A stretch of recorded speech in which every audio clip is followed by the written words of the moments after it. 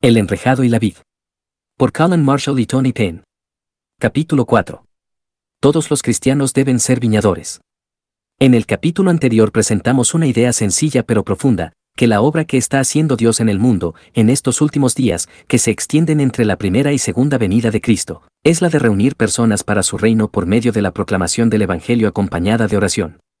Dios está cultivando su vid por medio de su palabra y de su espíritu. La mayoría de los cristianos evangélicos no dudarían en estar de acuerdo con estas ideas. Es cierto, dirían, el crecimiento cristiano se produce porque Dios lo hace posible a través de su palabra y por el poder vivificante de su espíritu. Es cierto, dirían también, eso significa que las dos actividades fundamentales del ministerio cristiano son la proclamación, dar a conocer la palabra, y la oración, pedirle a Dios que derrame su espíritu para que su palabra sea eficaz en los corazones de la gente. Pero donde las cosas se complican es al intentar que en nuestras iglesias se lleven a la acción estas cosas que a todos les parecen fundamentales. En especial, ¿cuál debería ser nuestro concepto del ministerio para todos los cristianos, en contraste con el ministerio de los pastores, maestros y evangelistas designados? ¿Cuál es el ministerio de los muchos, y cómo se relaciona con el ministerio de los pocos? O, para decirlo más claramente, ¿quién se ocupa realmente de cultivar la vid? ¿Es principalmente tarea de los pastores, maestros y evangelistas el cuidar y hacer crecer la vid por medio de su ministerio de la palabra? ¿O la principal contribución del resto de la congregación es la de apoyar y ayudar en esta tarea manteniendo y fortaleciendo el enrejado? ¿Acaso tienen todos los cristianos un papel que desempeñar en el cultivo de la vid? No son preguntas sencillas, y en la historia del cristianismo se han ofrecido distintas respuestas a ellas. Ya desde la Reforma, que insistía en el sacerdocio de todos los creyentes, los cristianos han adoptado diferentes modelos y tradiciones de ministerio, algunos en los que el líder o pastor ocupa un lugar tan central y predominante que la congregación no es más que una mera espectadora, y otros en que el anticlericalismo ha llegado al extremo de abolir por completo el rol del pastor o supervisor / obispo. ¿Qué dice la Biblia al respecto? La confesión de los discípulos. Para empezar, la Biblia dice que Jesús no tiene dos clases de discípulos, los que dejan atrás sus vidas para servirle, y los que no lo hacen. El llamamiento al discipulado es el mismo para todos. Jesús dice, si alguien quiere venir conmigo, niéguese a sí mismo, tome su cruz, y sígame. Porque el que quiera salvar su vida, su alma, la perderá, pero el que pierda su vida por causa de mí y del Evangelio, la salvará. Marcos 8:34 y 35. No hay dos clases de discípulos, los comprometidos, que realmente sirven a Jesús y a su Evangelio, y el resto. Ser un discípulo es ser esclavo de Cristo y confesar su nombre delante de los demás. Todo el que me confiese delante de los hombres, yo también lo confesaré delante de mi Padre que está en los cielos. Pero cualquiera que me niegue delante de los hombres, yo también lo negaré delante de mi Padre que está en los cielos. Mateo 10:32 y 33.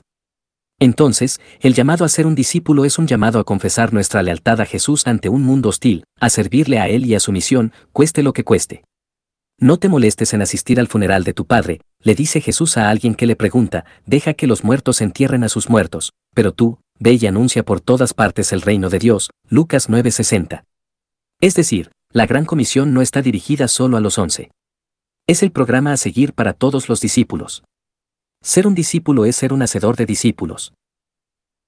El carácter radical de esta orden a menudo parece estar muy lejos de nuestros hábitos y costumbres cristianas normales. Vamos a la iglesia, donde cantamos unas canciones, tratamos de concentrarnos en las oraciones y escuchamos un sermón. Después, conversamos con la gente y regresamos a casa a comenzar una semana normal de trabajo, estudio o de lo que sea que hagamos, para volver a la semana siguiente. Es probable que durante la semana leamos la Biblia y oremos, o que incluso participemos en algún grupo de estudio bíblico. Pero, si alguien nos viera desde afuera, ¿diría acaso, mira, esa persona dejó atrás su vida para dedicarse a Jesucristo y a su misión? Al observar en el libro de los Hechos a los primeros discípulos, vemos cómo ponían en práctica esta confesión y lealtad a pesar de ser objeto de persecución y oposición. Aunque no hay ninguna duda de que el rol de los apóstoles fue fundamental, dando testimonio de Jesús, enseñando y predicando, ellos no fueron los únicos en confesar su fe públicamente.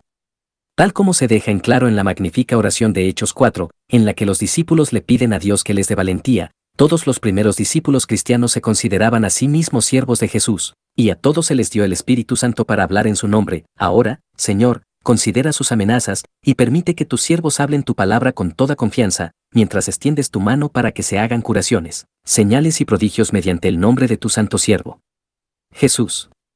Después que oraron, el lugar donde estaban reunidos tembló, y todos fueron llenos del Espíritu Santo y hablaban la palabra de Dios con valor.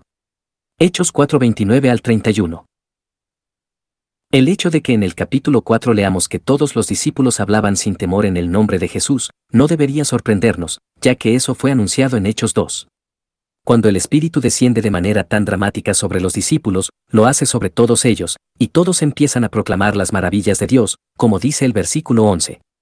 Según Pedro, eso simplemente es lo que el profeta Joel había dicho que sucedería. En los últimos días, dice Joel, cuando el Espíritu de Dios sea derramado sobre toda carne, todos profetizarán, jóvenes y viejos, hombres y mujeres, incluso los sirvientes de la casa, todos proclamarán la palabra del Señor, Hechos 2:16 al 18. Todos darán testimonio a Jesús, porque el testimonio de Jesús es el espíritu de la profecía, Apocalipsis 19:10. Este patrón se repite en el resto del Nuevo Testamento. Es cierto que se habla de líderes, maestros, ancianos, supervisores, pastores y evangelistas, personas con roles directivos y responsabilidades específicas en la proclamación de la palabra de Dios y en el pastoreo de su pueblo, pero constantemente se hace referencia en paralelo al ministerio de la palabra de cada uno de los cristianos. Proclamar la palabra de Dios para el crecimiento de la vid no es tarea solo de unos pocos, sino que es tarea de todos. Veamos algunos ejemplos de eso. Compartir la palabra unos con otros. En Efesios 4, Pablo enumera los dones que el Cristo ascendido irá entregado a la iglesia: apóstoles, profetas, evangelistas, maestros y pastores. E igualmente dice que estos ministerios fundamentales de la palabra cumplen la función de capacitar a los santos para la obra del ministerio, o como dice la Nueva Versión Internacional, capacitar al pueblo de Dios para la obra de servicio. Significativamente, en traducciones más antiguas hay una coma entre perfeccionar a los santos y para las obras del ministerio, queriendo decir que las tareas que debían desempeñar los ministros de la palabra eran las de perfeccionar a los santos y las obras del ministerio. Entonces, su ministerio incluía capacitar al pueblo de Dios, pero no significaba que debían capacitarlo para el ministerio que el propio pueblo de Dios habría de ejercer. Existen buenas razones para pensar que estas traducciones más antiguas son más acertadas. Sin embargo, al observar los versículos que le siguen, vemos que, para efectos de nuestra investigación, eso no tiene mayor importancia. Pablo procede a decir que el objetivo de todo este ministerio, quien sea que lo ejerza, es la edificación del cuerpo de Cristo, para que alcance una madurez unificada y con sana doctrina. No debemos dejarnos zarandear de un lado a otro por los vientos de cualquier doctrina, más bien, al hablar la verdad en amor, creceremos en todos los aspectos en aquel que es la cabeza, es decir, Cristo, de quien todo el cuerpo, estando bien ajustado y unido por la cohesión que las coyunturas proveen, conforme al funcionamiento adecuado de cada miembro, produce el crecimiento del cuerpo para su propia edificación en amor. Efesios 4:15 y 16. La imagen que se nos muestra aquí es que todas las partes del cuerpo cumplen su propia función, cada una trabajando con las demás para el crecimiento del cuerpo. Sin embargo, las diferentes partes del cuerpo, aunque realizan diversas funciones, tienen algo en común: hablar la verdad en amor. Cada uno puede actuar de diferentes maneras, en distintos contextos y con diferentes niveles de efectividad, pero la metodología básica para el crecimiento del cuerpo consiste en que todos los miembros hablen la verdad en amor unos con otros. Al leer el capítulo 5 de Efesios nos encontramos con una imagen similar. Pablo los exhorta a ser llenos del Espíritu, en vez de emborracharse con vino, para que al hablar unos con otros, lo hagan con salmos, himnos y cantos espirituales, a diferencia del tipo de lenguaje y de canciones que el consumo excesivo de vino suele producir.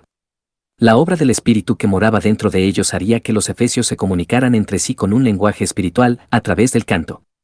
Pero no solo sería mediante el canto. Unos cuantos versículos más adelante, en Efesios 6:4, se insta a los padres a criar a sus hijos enseñándoles sobre el Señor. La enseñanza dentro de la familia es un ministerio fundamental de la palabra y es ejercida por todos los padres y madres. Los requisitos que deben cumplir los ancianos en la iglesia, en 1 de Timoteo 3 y Tito 1, dan por hecho que todo padre de familia devoto enseña la palabra de Dios a su familia. En Colosenses 3, leemos algo similar: que la palabra de Cristo habite en abundancia en ustedes, con toda sabiduría enseñándose y amonestándose unos a otros con salmos, himnos y canciones espirituales, cantando a Dios con acción de gracias en sus corazones. Colosenses 3:16. Aquí habla de que, la que habita en medio de ellos, es la palabra de Cristo, no menciona al Espíritu, lo cual no debe sorprendernos, pues el resultado es el mismo. Se produce que hablen entre sí con un lenguaje reverente y alentador, enseñándose y amonestándose. En términos gramaticales, es difícil saber si el canto es la manera que usan para enseñarse y amonestarse, o si es otro resultado de que la palabra de Cristo habita en ellos en abundancia. En todo caso, no tiene mayor importancia. Lo importante es que todos los colosenses deben enseñarse y amonestarse mutuamente. Romanos 15:14 también hace referencia a que los cristianos se instruyen y aconsejan mutuamente. En cuanto a ustedes, hermanos míos, yo mismo estoy también convencido de que ustedes están llenos de bondad, llenos de todo conocimiento y capaces también de amonestarse los unos a los otros. En 2 ocasiones el escritor a los hebreos plantea eso mismo. En primer lugar, en el capítulo 3, dice, tengan cuidado, hermanos, no sea que en alguno de ustedes haya un corazón malo de incredulidad, para apartarse del Dios vivo. Antes, exhórtense los unos a los otros cada día, mientras todavía se dice, hoy, no uno sea que alguno de ustedes sea endurecido por el engaño del pecado. Hebreos 3:12 y 13, esa amonestación solo puede significar que Dios quiere que todos los cristianos se hablen entre sí con frecuencia, instándose y alentándose a permanecer con Cristo. En el capítulo 10 vuelve a referirse a lo mismo en uno de los pocos versículos del Nuevo Testamento en que se les dice a los cristianos que asistan a la iglesia. Consideremos cómo estimularnos unos a otros al amor y a las buenas obras, no dejando de congregarnos, como algunos tienen por costumbre, sino exhortándonos unos a otros, y mucho más al ver que el día se acerca. Hebreos 10:24 y 25. El escritor nos dice que es muy importante congregarse para alentarse mutuamente, para estimularse a amar y a realizar buenas obras mientras se espera la llegada del día de Cristo. Y es difícil pensar que pueda ocurrir si no abrimos nuestras bocas para hablarnos. Pero, de todas las veces que en el Nuevo Testamento se aborda el tema del ministerio de los pocos y de los muchos, la más clara alusión, y la más útil, es la primera carta de Pablo a los Corintios, tan talentosos, pero arrogantes, divididos y propensos al pecado. Los corintios estaban teniendo verdaderos problemas, tanto respecto a la naturaleza del liderazgo como a la manera en que cada miembro debía contribuir a la edificación de la congregación. Y ambos casos tenían la misma raíz, se notaba que sobreestimaban a los distintos líderes, pues se produjeron divisiones en la congregación por querer seguir a un líder en especial, y también se sobreestimaban a sí mismos y sus dones, por lo cual sus reuniones se habían convertido en un caótico ejercicio en el arte de aventajar a los demás, ya que lo único que les interesaba era usar sus dones, en vez de animar al resto. Pablo aborda el problema del liderazgo en 1 Corintios 1 al 4. Básicamente, su mensaje es que el Evangelio del Cristo crucificado es el modelo de liderazgo cristiano a seguir en el ministerio. Se trata de un ministerio que es ejercido con aparente debilidad e insensatez, pero que, gracias al Espíritu de Dios, trae la salvación. Pablo y Apolos no son más que la mano de obra en el campo de Dios. Es Dios el que da el crecimiento, de modo que es absurdo que se produzcan divisiones a causa de las cualidades que pudieran poseer los diferentes líderes. En los capítulos 11 al 14, Pablo aborda el tema de cómo se deben conducir cuando se reúnan como congregación y la contribución que le corresponde a cada uno de los miembros. Como ya sabemos, por largo tiempo se ha discutido respecto a muchos de los detalles de estos capítulos que tienen que ver con el carácter de los dones milagrosos y el hablar en lenguas, sin mencionar las reglas para cubrirse la cabeza en el capítulo 11 y el lugar de las mujeres en el ministerio. Sin embargo, en lo que incumbe a nuestra investigación sobre el ministerio de los muchos, tenemos claro cuáles son los puntos más importantes y podemos resumirlos del siguiente modo. 1. El capítulo 11 prevé que tanto los hombres como las mujeres orarán y profetizarán de manera habitual durante las reuniones.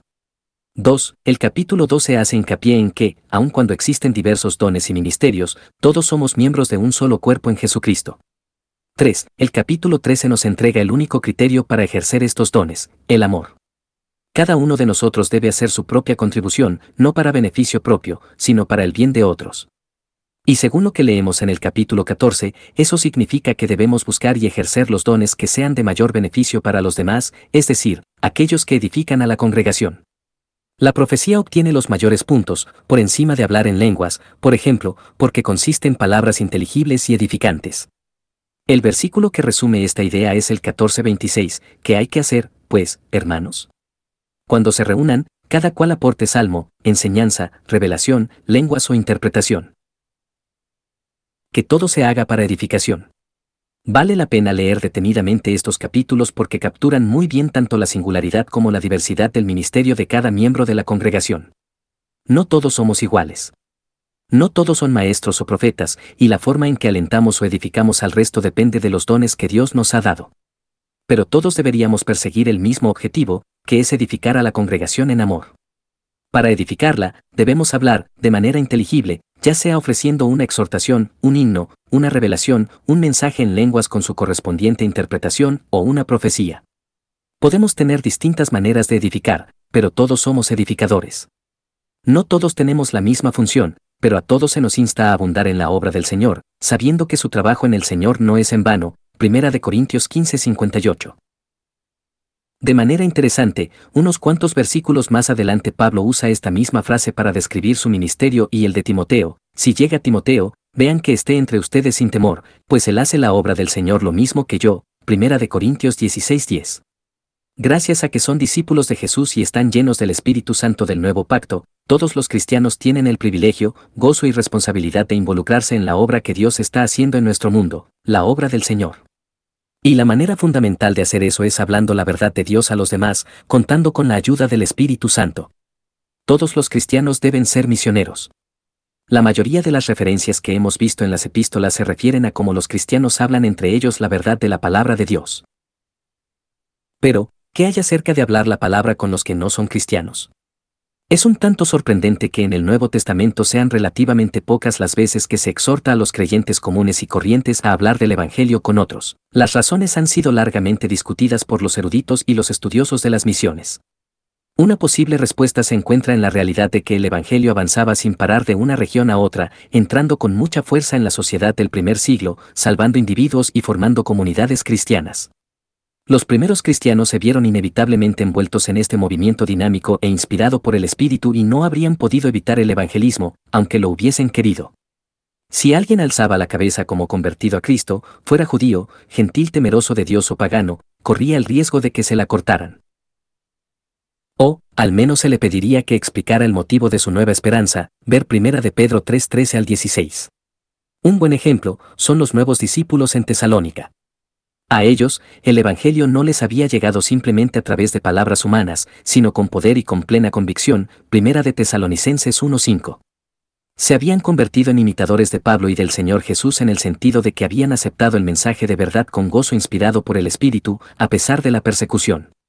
Además, estos nuevos conversos se habían convertido en misioneros sin haberse unido siquiera a una agencia misionera, y ustedes llegaron a ser imitadores de nosotros y del Señor, habiendo recibido la palabra, en medio de mucha tribulación, con el gozo del Espíritu Santo, de tal manera que llegaron a ser un ejemplo para todos los creyentes en Macedonia y en Acaya. Porque saliendo de ustedes, la palabra del Señor se ha escuchado, no solo en Macedonia y Acaya, sino que también por todas partes la fe de ustedes en Dios se ha divulgado, de modo que nosotros no tenemos necesidad de decir nada. Pues ellos mismos cuentan acerca de nosotros, de la acogida que tuvimos por parte de ustedes, y de cómo se convirtieron de los ídolos a Dios para servir al Dios vivo y verdadero, y esperar de los cielos a su Hijo, al cual resucitó de entre los muertos, es decir, a Jesús, quien nos libra de la ira venidera. 1 de Tesalonicenses 1:6 al 10. El Evangelio había transformado de tal modo su cosmovisión, y el Espíritu Santo los había animado a tal grado que, a partir de ellos, la palabra del Señor fue proclamada tanto a nivel local como hacia otras entidades. La palabra griega utilizada aquí, exegetai, echtai, transmite la idea de que la palabra de Dios resonaba en ellos hacia los demás, como siguiera una campana. No les era posible guardarse el mensaje, aun cuando en ese momento sus relaciones con los demás eran muy difíciles. Dondequiera que Pablo iba, oía cómo los tesalonicenses habían aceptado el Evangelio, convirtiéndose al Dios vivo y verdadero. Para algunos comentaristas de la Biblia, no es posible que estos nuevos cristianos hayan actuado como misioneros y, por lo tanto, sostienen que lo que se divulgó hacia otras naciones fueron las noticias de su conversión. Pero eso no es lo que dice el texto, había sido la propia palabra de Dios la que resonó en ellos y hacia los demás. Como sea, ambas cosas van de la mano, ya que no es posible que la noticia se haya divulgado sin que también se haya comunicado el contenido del Evangelio. Lo que quiero decir es que era inevitable y natural que estos nuevos conversos, cuya vida religiosa y social había cambiado por completo, hablaran con otros sobre el Evangelio que los había transformado. No hubiese sido necesario pedirles que evangelizaran. ¿Cómo habrían podido evitar explicar lo que les había sucedido, ya fuera en el mercado o en una fiesta? Todo eso nos lleva a un pasaje fundamental para lo que estamos tratando aquí. Entonces, ya sea que coman, que beban, o que hagan cualquier otra cosa, háganlo todo para la gloria de Dios. No sean motivo de tropiezo ni a judíos, ni a griegos, ni a la iglesia de Dios, así como también yo procuro agradar a todos en todo, no buscando mi propio beneficio, sino el de muchos, para que sean salvos. Sean imitadores de mí, como también yo lo soy de Cristo. Primera de Corintios 10:31 al 11:1. Convertirse en cristiano en el Corinto del siglo I implicaba un dilema social, ya que había que decidir a qué cenas asistir, por el tipo de invitados y la comida que podía haber en ellas. A diferencia de nuestras sociedades occidentales modernas, pero igual que en otras culturas en el mundo moderno actual, las comidas y las costumbres religiosas estaban integralmente relacionadas. Entonces, ¿qué debían hacer los cristianos respecto a comer alimento sacrificado a los ídolos? Primera de Corintios 8:1. El hermano débil piensa que es pecado. Primera de Corintios 8:7 y 8. Pablo sabía que era libre de comer carne ofrecida a los ídolos porque hay un solo Dios y un solo Señor, pero no hacía uso de su libertad para evitar ser piedra de tropiezo para otros. Primera de Corintios 8:4 al 13. Hacer uso de nuestra libertad cristiana es el gran tema de estos capítulos. Pablo sabía que era libre, pero con toda intención se volvía esclavo de todos, fueran judíos, gentiles o cristianos débiles. Primera de Corintios 9:19 al 23. Pero, ¿por qué restringía su libertad y renunciaba a sus derechos?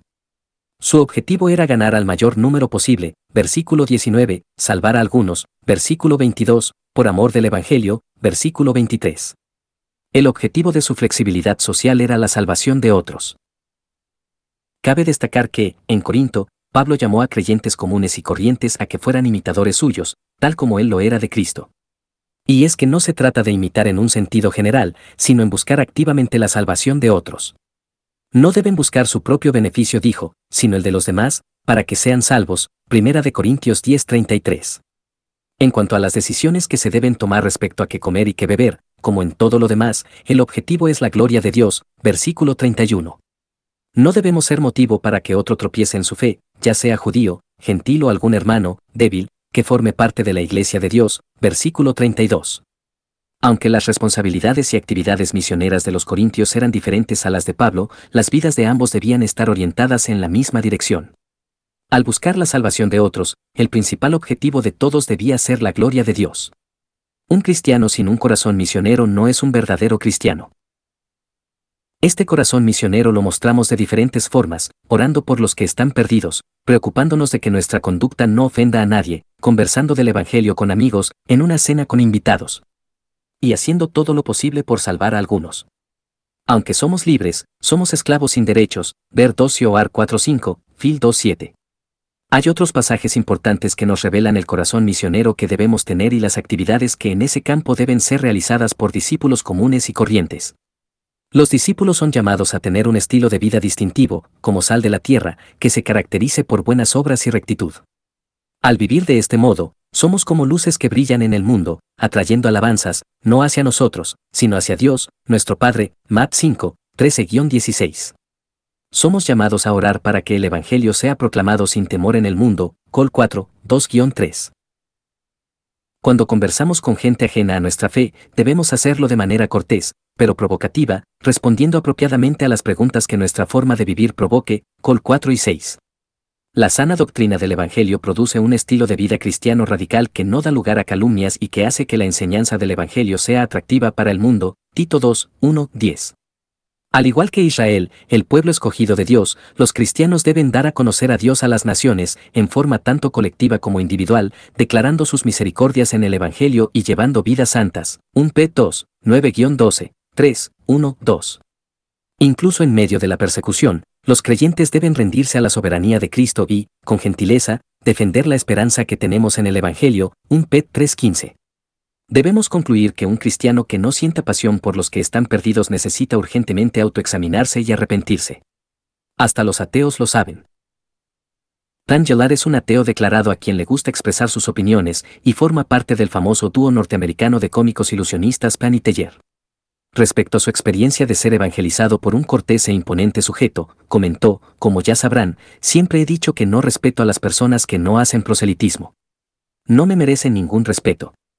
Si crees que existen el cielo y el infierno, y que la gente podría estar yéndose al infierno, o perdiéndose de la vida eterna, o lo que sea, y crees que no vale la pena decírselos porque sería socialmente incómodo, ¿no crees que tendrías que odiar a alguien para no querer convertirlo? ¿Cuánto tendrías que odiar a alguien para que, a pesar de que creyeras en la vida eterna, no lo trataras de convencer? O sea, si yo creyera sin ninguna sombra de dudas que un camión viene hacia ti, y tú no lo creyeras, y ese camión está a punto de atropellarte, en algún momento te empujaría para que lo evitaras. Y la salvación es todavía más importante. Cuando sea, como sea y a quien sea. El Nuevo Testamento prevé que todos los discípulos cristianos compartirán con oración la palabra de Dios y en un sinnúmero de maneras y contextos. En cada contexto, el mensaje es esencialmente el mismo, pues no llegamos a conocer a Dios por medio de la palabra del Evangelio, y luego utilizamos un mensaje básicamente diferente para alentarnos mutuamente como creyentes, pues es lo mismo que provoca nuestra conversión y además nos hace crecer, dando fruto de santidad, es la palabra de Dios, es decir, el mensaje que nos ha sido revelado en y a través de Cristo y por medio de su Espíritu. Por medio de la palabra y del Espíritu, conforme escuchamos la verdad de Dios y ésta se hace efectiva en nuestros corazones, gracias a la obra del Espíritu, la vid crece, tanto en cantidad de hojas, como en su calidad y madurez.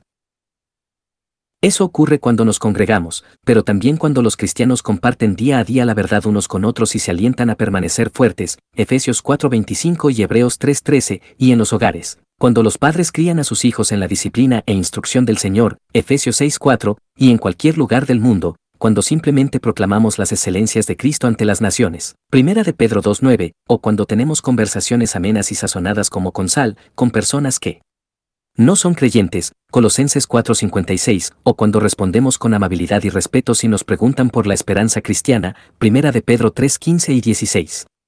Hagamos ahora una breve pausa para analizar lo que significa eso en la práctica. A continuación les ofrezco de manera preliminar 10 estrategias con las cuales un cristiano puede hablar la verdad en amor con otra persona y en el nombre de Cristo, participando así en la gran obra que lleva a cabo Dios en el mundo. 1.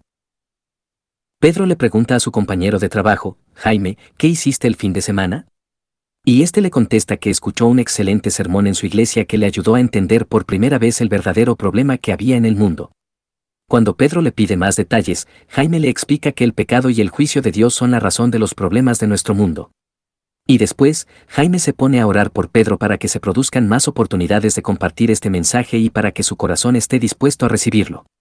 2. El hijo adolescente de Sara está teniendo serios problemas en su escuela y, mientras una noche ambos conversan sobre el tema, ella le asegura que Dios es más poderoso y más fiel que cualquier amigo, y ora con él.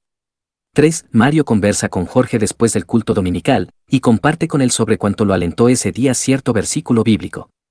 4. Miguel se reúne cada 15 días a desayunar con su amigo Esteban, quien lleva poco tiempo como cristiano, y aprovechan esos momentos para estudiar un curso para principiantes sobre cómo vivir la vida cristiana. 5. Andrea está preocupada por su amiga Débora, quien lucha contra su ansiedad y ha faltado mucho a la iglesia últimamente.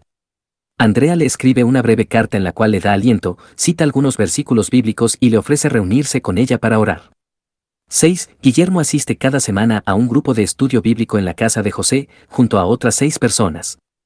Antes de irse asegura de haber leído el pasaje y reflexionado en él, y ora para que Dios lo ayude a decir cosas ciertas y estimulantes durante la reunión. 7. Irene es una persona mayor y le es difícil salir de su casa, pero cada 2 días llama por teléfono a su amiga Josefa, le comparte el pasaje de la Biblia que leyó esa mañana y ora con ella por teléfono. 8. Clara lleva meses orando por su amiga Cecilia, y por fin la invita a una jornada evangelística en su iglesia. Mientras conducen de regreso a casa, Clara conversa con Cecilia sobre el mensaje que escucharon y hace todo lo posible por responder a sus preguntas. 9. Roberto reorganiza su horario en el trabajo para poder tomarse libre los miércoles por la mañana para enseñar religión en la escuela primaria local. Y él y su esposa se quedan ahí durante varios años, generando un gran impacto en las vidas de los maestros y alumnos de su escuela. 10. En la iglesia de Felipe dedican varios minutos durante el culto del domingo para que un miembro de la congregación dé algún testimonio u ofrezca alguna palabra de aliento a la congregación. Este domingo le toca a Felipe, y comparte con la congregación cómo Efesios 5 le ayudó a transformar su matrimonio. Hemos cambiado un tanto los nombres y los detalles, pero estos son verdaderos ejemplos de cristianos que con oración llevan la verdad de Dios a otras personas. Se puede hacer en casa, en el trabajo, conversando en la calle con los vecinos, en la iglesia, en grupos pequeños, en una cafetería, en cualquier lugar. Pero lo importante es que se haga, porque esta es la obra del Señor, esta es la gran comisión puesta en acción, este es el trabajo que todos los cristianos pueden y deben hacer para cultivar la vid. Para aquellos que les gusta pensar de manera más sistemática, les presento a continuación otra manera de visualizar las distintas estrategias en las que los cristianos pueden involucrarse con oración en la tarea de llevar la palabra de Dios a otros. Todos nosotros existimos en 3 esferas o contextos de vida: nuestra vida familiar, nuestra interacción con los amigos, colegas, vecinos y la comunidad en general, y nuestra comunión con el pueblo de Dios en nuestras congregaciones. ¿Cómo podemos llegar a compartir la verdad de la palabra de Dios en cada uno de estos contextos? En el libro se muestra la siguiente tabla.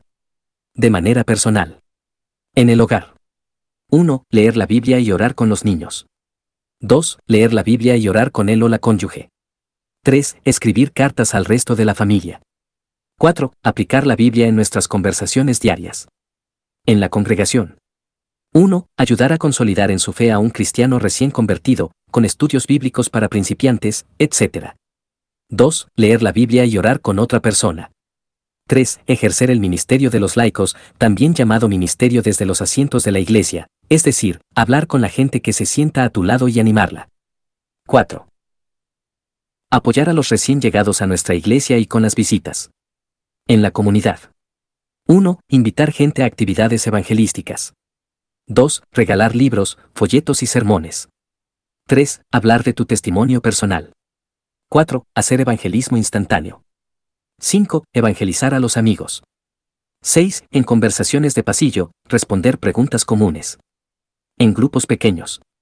En el hogar. 1. Leer y orar con la familia. En la congregación. 1. Reunirse en grupos pequeños para orar y estudiar la Biblia. 2. Enseñar en la escuela dominical o en el grupo de jóvenes. 3. Participar en grupos de damas o de varones. En la comunidad. 1. Hacer evangelismo dirigido a grupos pequeños, cursos, etc. 2. Enseñar religión, moral o civismo en las escuelas. En grupos grandes. En el hogar. 1. Introducir contenidos cristianos en cumpleaños y reuniones familiares, ejemplo, compartir un versículo bíblico y orar. En la congregación. 1. Predicar de manera ocasional. 2. Dar un testimonio o aliento. 3. Dirigir las canciones en la iglesia. 4. Leer la Biblia. En la comunidad. 1. Dar una charla o testimonio evangelístico, ejemplo, durante un desayuno de mujeres o una cena de varones. Fin de la tabla. Dicho de otro modo, a lo que nos estamos refiriendo aquí es a un movimiento dedicado a la lectura de la Biblia, en las familias, las iglesias, los vecindarios, los lugares de trabajo, en todas partes. Imagínate cómo sería si todos los cristianos participaran en una red en la que se lee la Biblia con regularidad y como parte normal de su discipulado. Que no solo escudriñaran la palabra de manera individual, sino que la leyeran con sus hijos antes de irse a dormir, con sus cónyuges mientras desayunan, con un colega no cristiano mientras almuerzan juntos una vez a la semana en el trabajo, con un cristiano recién convertido para animarse mutuamente cada 15 días, y con un amigo cristiano maduro en su fe, también para darse aliento mutuo cada 15 días. Sería una complicada y enredada red de relaciones personales, oración y lecturas bíblicas, más parecida a un movimiento que a un programa, aunque, vista desde otra perspectiva, sería profundamente sencilla y estaría al alcance de todos. ¡Qué idea tan fantástica! Además, no es ni controvertida ni extravagante. A la mayoría de los pastores les encantaría que sus congregaciones se involucraran en un ministerio de lectura diaria de la Biblia como este. ¿Quién podría estar en contra de algo así? No es tan sencillo. Si nos detenemos a reflexionar en lo que significa esta visión en la cual cada cristiano trabaja en el cultivo de la vid, muchas de las suposiciones más defendidas respecto a la iglesia, el ministerio, el evangelismo y la vida en congregación pueden quedar en tela de juicio. Para empezar, tira drásticamente por tierra muchas de las diferencias que tradicionalmente se hacen entre el clero y los laicos. Muchos de nosotros ministramos en contextos donde implícitamente, e incluso explícitamente, se supone que es tarea del pastor el edificar la iglesia, y es tarea de los miembros recibir dicho ministerio y apoyarlo, involucrándose en una serie de tareas y roles como contar el dinero de la ofrenda, organizar el té mañanero, servir de acomodadores, participar en comités, etc. Pero es el pastor, o el equipo pastoral, quien lleva adelante la tarea de cultivar la vid, y el resto de nosotros hacemos lo que podemos para mantener el enrejado, principalmente cooperando con dinero. La visión que ofrece el Nuevo Testamento sobre el ministerio es muy diferente. Es cierto que los pastores y los ancianos tienen un rol principal en el cultivo de la vid, en la oración y la proclamación, y son responsables de proteger y enseñar la palabra y de mantener el nivel de excelencia de la sana doctrina. Pero uno de los efectos de este rol es capacitar a los miembros y permitirles también trabajar en el cultivo de la vid. Ya vimos un ejemplo en Efesios donde, como resultado del ministerio de los pastores y maestros, toda la congregación tenía que hablar la verdad en amor. En la carta de Pablo a Tito vemos también otro interesante ejemplo de lo mismo, donde se dice que todo anciano debe retener la palabra fiel que es conforme a la enseñanza, para que sea capaz también de exhortar con sana doctrina y refutar a los que contradicen, Tito 1:9. Gracias a la enseñanza de esta sana doctrina la congregación aprenderá a alentarse y a capacitarse mutuamente, como las ancianas mencionadas en el capítulo 2, que debían enseñar lo bueno, para que puedan instruir a las jóvenes a que amen a sus maridos, a que amen a sus hijos, Tito 2:3 y 4. Dicho de otro modo, todos participamos en la obra del Señor, 1 de Corintios 15:58. Todos ayudamos a hacer que la vid crezca, compartiendo la palabra con oración en todo momento y del modo que podamos hacerlo. Lutero, con su reconocida agudeza, lo expresó del siguiente modo: el ministerio de la palabra nos pertenece a todos. Evidentemente, atar y desatar no es más que proclamar y aplicar el Evangelio. Porque, ¿qué es desatar, sino anunciar el perdón de los pecados ante Dios? ¿Qué es atar, sino retirar el Evangelio y declarar la retención de los pecados? Ya sea que ellos, es decir, la Iglesia Católica Romana, lo deseen o no, deben reconocer que las llaves son el ejercicio del ministerio de la palabra y son propiedad de todos los cristianos. ¿Te parece todo demasiado radical? ¿Es acaso una tarea demasiado agotadora para los agobiados cristianos que conoces? ¿O simplemente te parece demasiado difícil convencer a la gente para que viva actuando así? Necesitamos analizar aún más cuáles son las características propias de la vida cristiana normal.